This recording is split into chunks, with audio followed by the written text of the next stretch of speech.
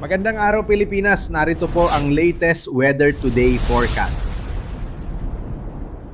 Base nga sa ating latest satellite animation ay easterlies pa rin ang siya nakakaapekto sa may silang bahagi ng Visayas at Mindanao. Magdudulot nga yan ng mga pulo-pulo at mga panandali ang mga pagulan, pagkilat at pagkulog, lalong-lalo na nga sa hapon at sa gabi. Samantalang sa nalalabing bahagi ng ating bansa ay localized thunderstorms naman ang siyang iiral. At sa kasalukuyan, nagdudulot na nga yan ng mga pagulan, pagkilat at pagkulog, lalong-lalo na nga dito sa may northern Luzon, at maging sa may Central Luzon, kanlurang bahagi ng Southern Luzon at Visayas, maging kanluran at katimugang bahagi ng Mindanao.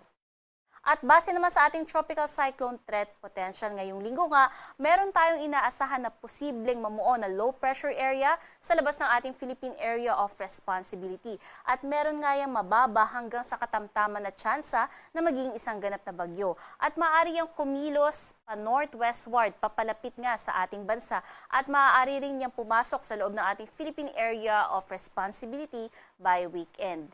Inaasahan natin na by next week, itong nasabi nga natin na posibleng pumasok na low pressure area ay maaaring mag-recurve o kumilos pa northeastward papunta sa may katimugang bahagi ng Japan at pagkatapos niyan, isa na namang bagong low pressure area na may mababang tsansa na maging isang ganap na bagyo ang maaari uling mamuo sa labas ng ating Philippine Area of Responsibility at kikilos muli papalapit sa ating bansa. Bagamat sa ngayon ay mataas pa rin nga yung uncertainty nito dahil medyo mahaba yung ating forecast duration kaya patuloy po tayong mantabay sa pag-asa in case nga na may mga latest updates sa binabantayan nating bagyo o low pressure area. Sa magiging lagay naman ng panahon, asahan natin na localized thunderstorms pa rin ang siyang iira sa buong Luzon. At asahan nga natin na matataas ang tsansa ng mga thunderstorm, lalong-lalo na nga dito sa may bahagi ng Northern Luzon.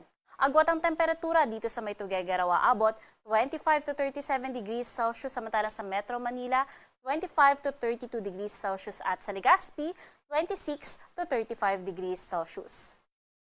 Sa magiging lagay naman ng panahon dito sa may Eastern Visayas, Dinagat Island, Surigao del Norte, Surigao del Sur at dito din sa may Davao Oriental, iiral dyan ang easterlies na siya magdudulot muli ng bahagyang maulap hanggang sa maulap na kalangitan at mga pulo-pulo at panandali ang mga pag-ulan, pagkilat at pagkulog. Samantalang sa nalalabing bahagi ng Visayas at Mindanao including Palawan, asahan naman natin na iiral po dyan ng localized thunderstorms at nananatili taas pa rin yung tsansa ng mga localized thunderstorms lalong-lalo na nga dito sa may bahagi ng Zamboanga Peninsula maging dito sa may katimugang bahagi ng Mindanao. Agwat ang temperatura dito sa may Puerto Princesa at Cebu aabot 26 to 33 degrees Celsius samantalang sa Zamboanga 24 to 32 degrees Celsius at sa may Davao 25 to 34 degrees Celsius. Sa magiging kalagayan ng kadagatan ay wala tayong nakataas na gale warning kaya malayang maglalayag lahat ng sasakyang pandagat. Mananatili na banayad hanggang sa katamtaman ang mga pag-alon.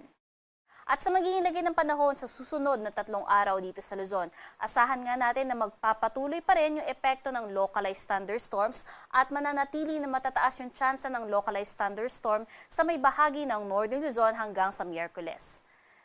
Sa may Visayas at sa Mindanao, pinagsamang epekto naman ng localized thunderstorms at easterlies ang siyang iiral at mananatili din na patuloy na matataas ang tsansa ng mga localized thunderstorms lalong-lalo na nga sa may bahagi or kanlurang bahagi ng Mindanao hanggang Huwebes at asahan natin na pagsapit ng Biyernes ay malaking bahagi na nga ng Mindanao ang makararanas ng mga localized thunderstorms o mga panandali ang mga pagulan, pagkidlat at pagkulog.